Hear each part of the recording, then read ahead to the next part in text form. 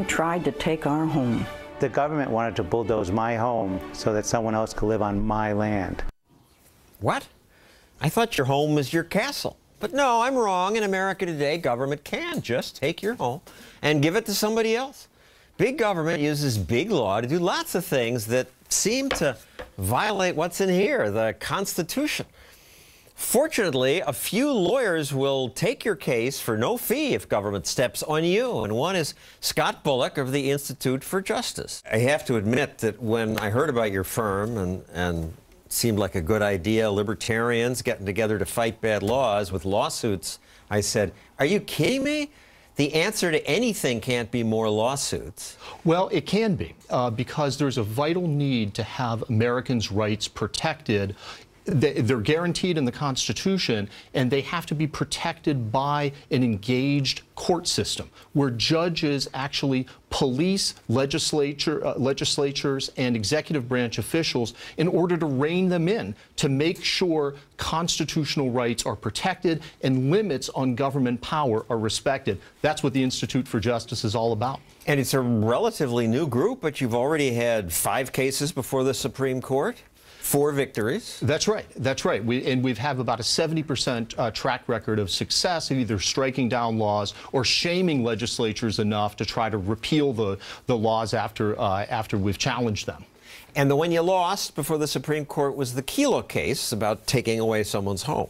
That's right. That was a challenge to eminent domain abuse. Eminent domain was designed to be used for true public uses like roads or bridges, not for private development projects. And they were going to take these people's homes for a developer. The developer never showed up. Never showed up. They just took the homes down. Now there's an empty field there filled with feral cats and demolition debris where the development was supposed to take place. That was a great example, though, of when you do public interest law and you raise awareness of these issues, you not only argue in the court of law, but in the court of public opinion. And as a result of that, the outrage that people felt about Kelo, we've seen an enormous backlash against this decision. Over 40 state legislatures have changed their laws, so a lot of good has come out of a very bad Supreme Court decision. And you have another eminent domain case in Atlantic City. The casino, the Revelle Casino, wants to bulldoze Charlie Birnbaum's home. Jefferson said that you have to be eternally vigilant in the fight for liberty because governments are not going to stop trying to violate liberty. So you've starting to see eminent domain abuse come back, and like in Atlantic City, but we're there to defend Mr. Birnbaum and his effort to try to hold on to his home. The lawyers against you say, we don't have to we don't have to provide the exact details of how we plan to use the land. They say it's redevelopment. The economic engine of the casinos in Atlantic City is vital to the success of the state. That's a public purpose. We have to expand this. Right. Well, it's absolutely outrageous. Of course, all the Atlantic City casinos now are going bankrupt. They're shrinking. They have no idea what they're going to do with the land. They just say, we want to take it now. We'll figure out later on. That's exactly what they did in New London. They took Suzette Kelo's home and the home of her neighbors, and now 9 years after the Supreme Court decision, there's no new tax revenue, nothing to show for these takings of property. Now, the lawsuits that his institute files that I think are most important are their suits against laws that make it hard for the little guy to start a business. And here are some of their clients. All I wanted was a chance to earn an honest living as a van driver.